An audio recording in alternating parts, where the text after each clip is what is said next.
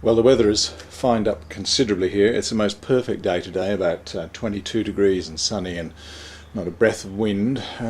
So I took it to do a little bit of wet rubbing, and this is a job that's been held up because of the weather.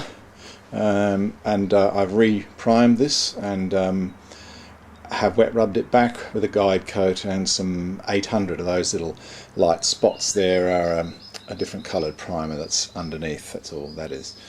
So I think this, the bonnet and the boot here, are probably both ready for a top coat, and I'm really hoping that possibly tomorrow I might be able to do that, because this has been held up for quite a long time, and I think this will be a bit of a milestone to get this fitted. I've got to buy a new chrome top piece for this because the old one was damaged, but I've got the other original stuff, so I'll also send some stuff off to the chromers, platers I suppose. Well, it's about the 26th of October. I bought the car, had the car delivered on the 11th of November, so 2 years ago, so it's almost 2 years to the day since I started, since I bought this car. I guess a few things have happened, and I've got some stuff to report on. The first thing is, as you can see, the bonnet is fitted and the car has its identity again. This is a badge from the AH Spares in the UK, and I must say that it fits very, very well. It's really beautifully made and matches the curve of the bonnet perfectly, and it's a real joy to have that on and to give the car its identity. It didn't have any badges on it when I bought it, so it's really nice to have that. That's a bit of a milestone. I've also got the 106 badge here on the grille. I can highly recommend fitting this badge before you put the grille on. It is an extremely difficult job to have that fitted, to fit it, even though it's only held on by two little speed nuts, I think they're called, on the back. It's very difficult, and I had to pull the horn off and the wheel and the splash panel and all sorts of things to get that on. This front section here, this is a new piece from AH Spares. This is the original piece which I've had re-chromed. I had to buy a new one of these because somebody had drilled 3 holes to put the pins on from the original piece. You have to be very careful tightening these up, because if you tighten them too much from underneath, they can just put a little dimple in there. That's a bit unsightly. So that looks beautiful. I'm very pleased with it.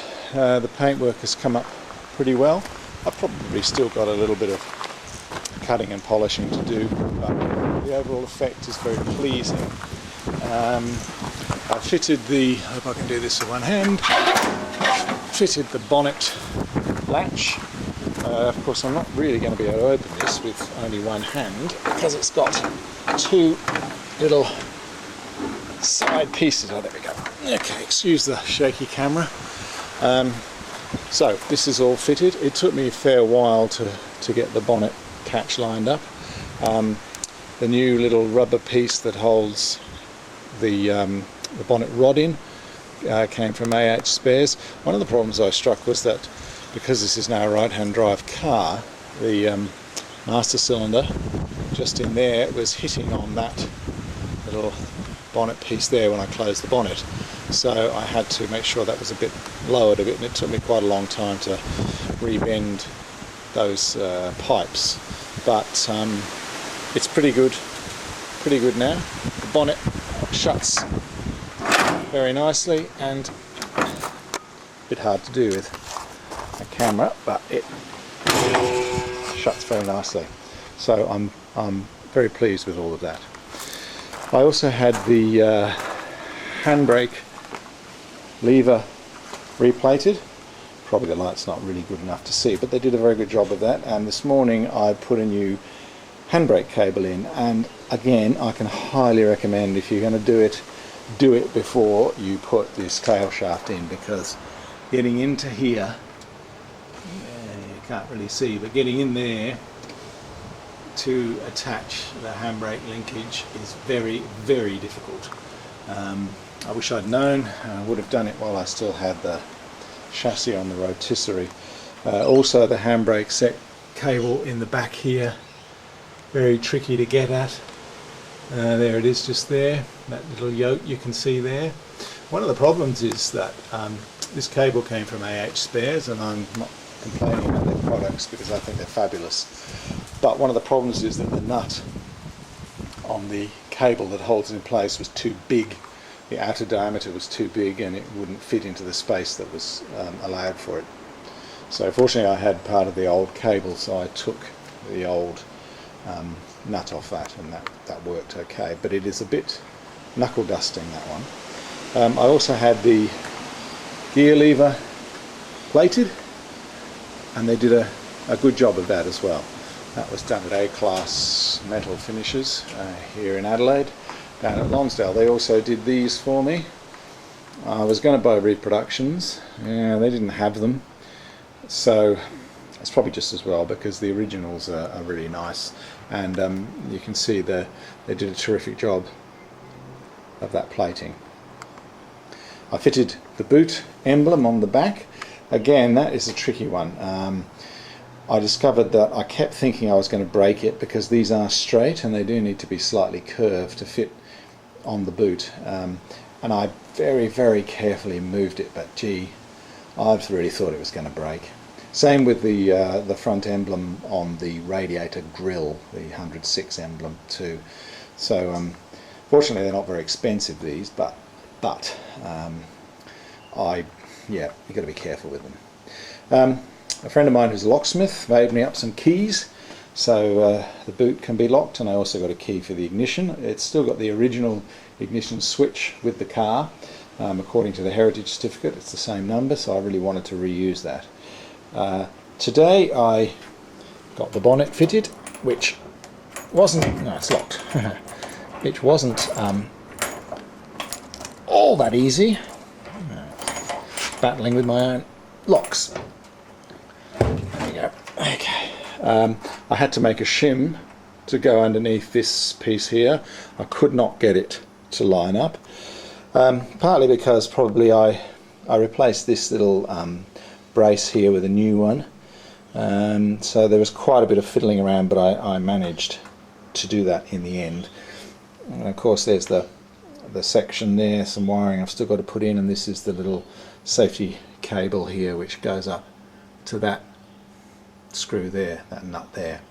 So it's in now. I think part of the problem too could be this new bonnet rubber that I have here, which came from AH Spares and is the correct profile, but I think it's probably a bit stiff, and that could have been part of the problem I had getting this to line up.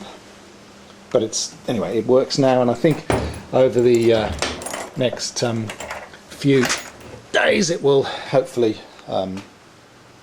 soften up a little bit, and the boot will close a little bit better. It's still quite stiff, but it does close.